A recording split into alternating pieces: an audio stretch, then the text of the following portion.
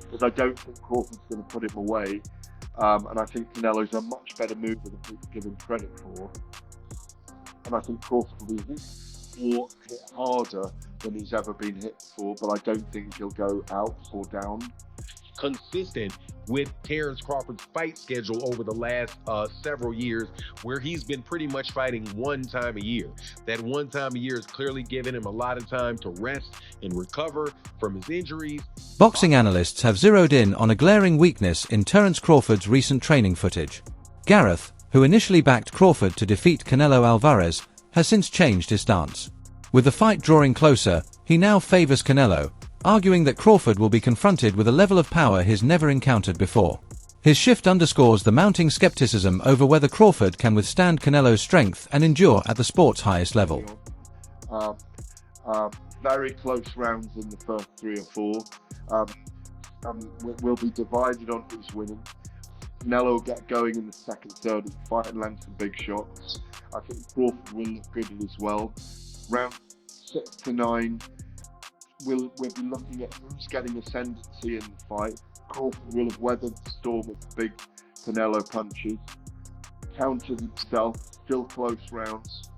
Canelo will push away, and in my view, will win the fight. Because I don't think Crawford's going to put him away, and I think Canelo's a much better move than people give him credit for. And I think Crawford will be hit harder than he's ever been hit before, but I don't think he'll go out or down. If he does go down, he'll get up. I think it'll be a very, very close affair, and I think even if in those last rounds Crawford got Canelo's number in terms of movement and timing, I still think it's very close in rounds.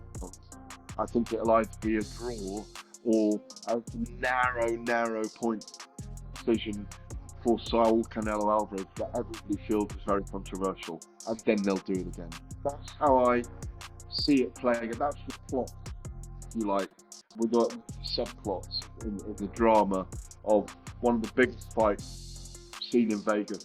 Gennady Golovkin's trainer has issued a blunt warning about Terence Crawford's chances at the higher weight class. He predicts Crawford's stamina could falter as soon as the 4th round, pointing to the drastic shift in body size and added muscle as potential drawbacks. The trainer argues that since Crawford has never competed at this weight before, the adjustments will be enormous. Extra bulk can slow a fighter down, sap energy, and create early frustration. Without careful pacing, he cautions, Crawford risks exhausting himself well before the middle rounds. G's former trainer said Crawford's gonna be quick in the first 4 rounds, but once Canelo figures him out, actually starts hitting Terence Crawford, in which Sanchez described as, quote, like a huge truck hitting him, it'll be game over for Terence Crawford. He explained that Crawford may not have the legs for someone like Canelo in the 168-pound division. Sanchez also added that if Canelo was eventually going to be Crawford's endgame, then Crawford should have jumped weight divisions a while back. Now, Crawford could have technically done that after the Spence fight. However, his once-a-year fight schedule prevented that from happening. Reports suggest Terence Crawford may have developed a shoulder issue during preparations for his clash with Canelo Alvarez.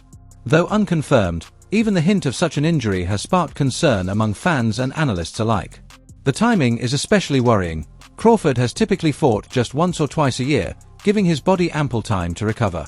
This quicker turnaround offers no such luxury, raising the risk that any discomfort could carry over into fight night. In boxing, shoulder health is critical.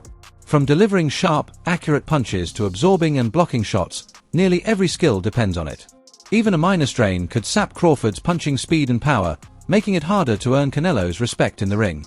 On top of the physical limitations, the mental weight of an injury could leave him second-guessing exchanges, something few fighters can afford against a seasoned, heavy-handed opponent like Canelo. If the rumors prove true, Crawford may be heading into one of the toughest tests of his career at less than full strength. And in a fight where the margin for error is razor-thin, compromised shoulders could turn an already risky challenge into an even more dangerous gamble. training camp and in every single solitary fight, a guy that is as old as Terence Crawford, 37, 38 years old, is going to have some type of injuries. They're going to have some type of old nagging type of stuff, especially a guy that works as ridiculously hard as Terence Crawford does. That was just a matter of time before wear and tear is going to start going and things are going to start popping off and going wrong, right?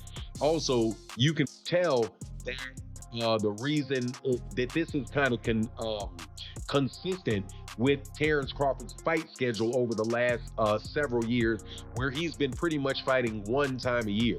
That one time a year is clearly giving him a lot of time to rest and recover from his injuries and gives his body time to heal up. And as a result, okay, he's ready to go during fight time.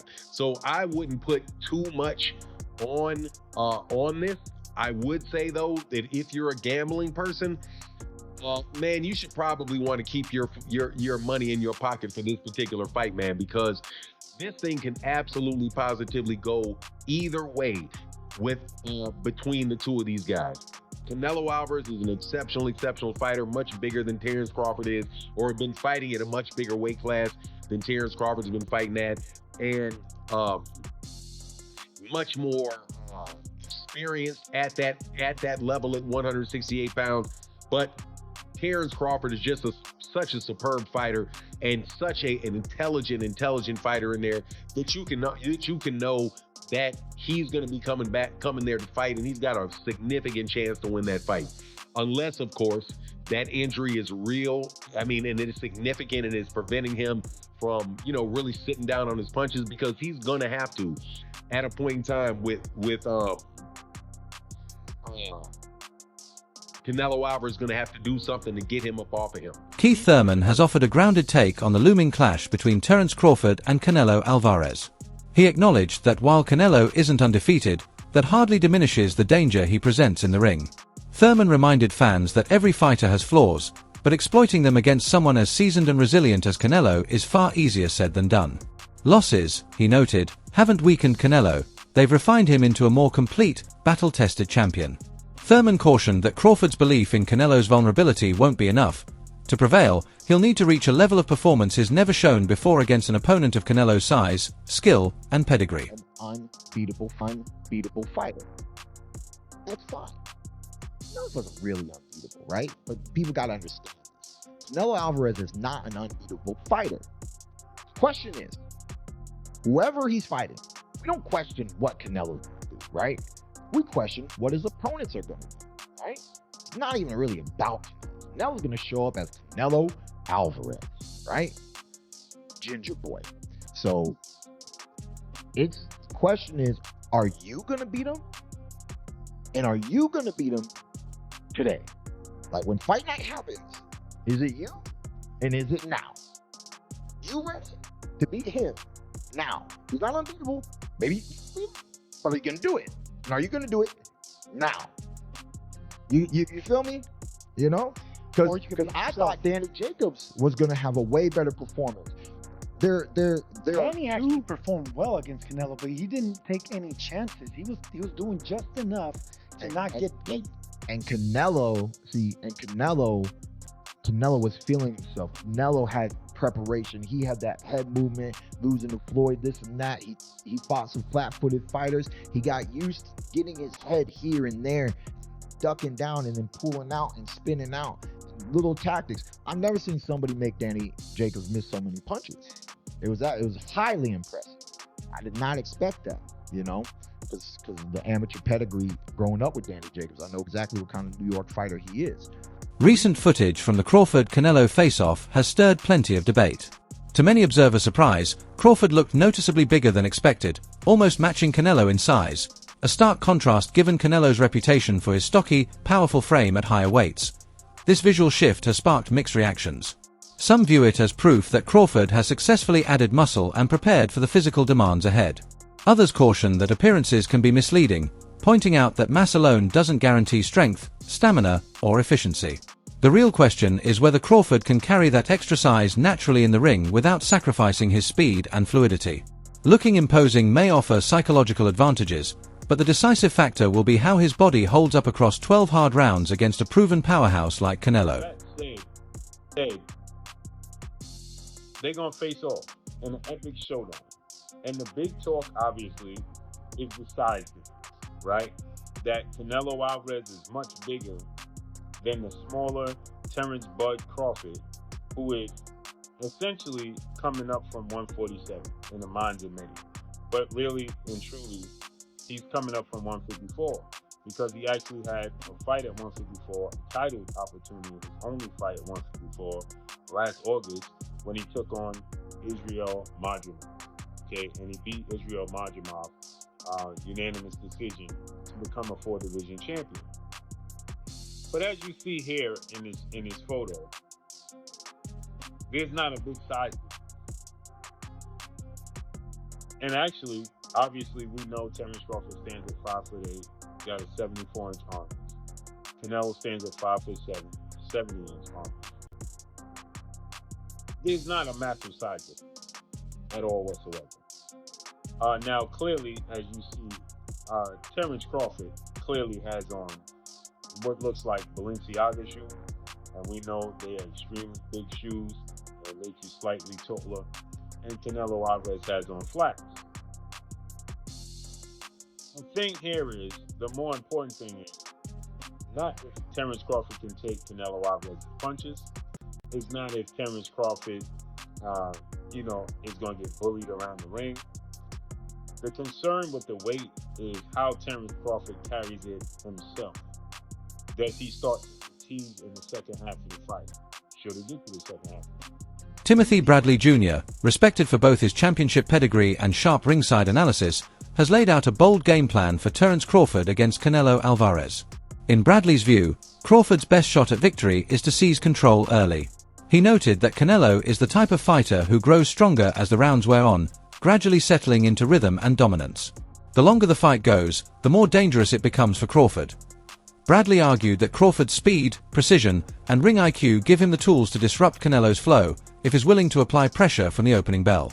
Waiting too long, Bradley warned, would allow Canelo to dictate the pace.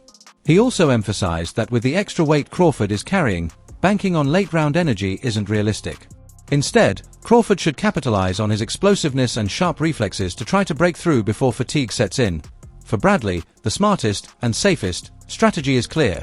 Crawford must impose himself immediately and look to finish Canelo before the fight drags into the later rounds, where the Mexican star becomes most dangerous. Yeah, he can move a little bit, but yeah, he likes to come forward with that power. But you put him on his back foot, let me tell you similar to.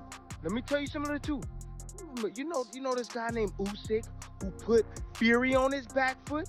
Yeah, push the pace on him. Yeah, with volume, feint. Put Canelo on his back foot, Crawford. That's what you gotta do. You gotta put him on his back foot.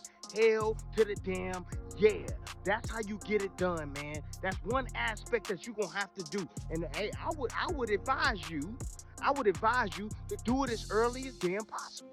Do it as early as possible, because guess what? If you do that, you're going to get control right away of the judges, right?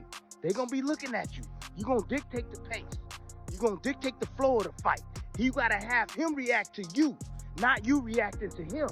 That's how you gain control of the fight real quick, real soon. Get active with that jab. You don't necessarily have to come out in a southpaw stance. You can come out in an orthodox stance. You know, what's the punch that always hits Canelo all the time? Easy work, the jab. Triple G was able to land his jab over and over. Floyd Mayweather was able to land his jab over and over. B-Ball was able to land his jab over and over. You control him, you push him back, you walk forward. Anytime Canelo give you an inch going back, you take that inch going forward. That's how you're going to get this done. You're going to have to be brave, my man, Crawford. You're going to have to be brave. You're going to have to be on your P's and Q's when you're walking forward as well, because he will snap back.